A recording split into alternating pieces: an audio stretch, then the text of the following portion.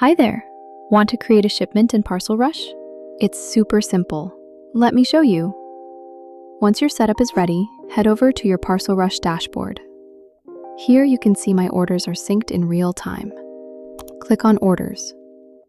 Now let's filter by destination country, for example. Like Spain. Click on Apply, and now we only see the orders going to Spain. Let's open this order for Anna.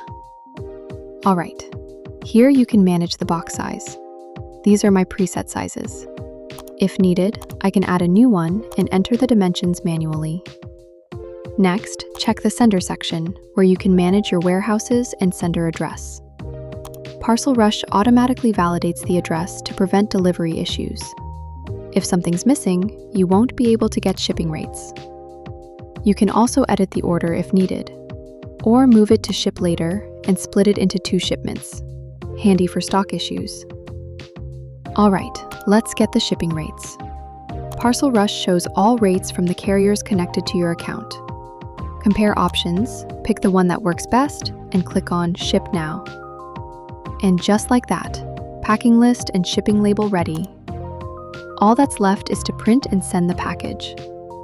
See, shipping really can be that simple. And most importantly, click less, ship more.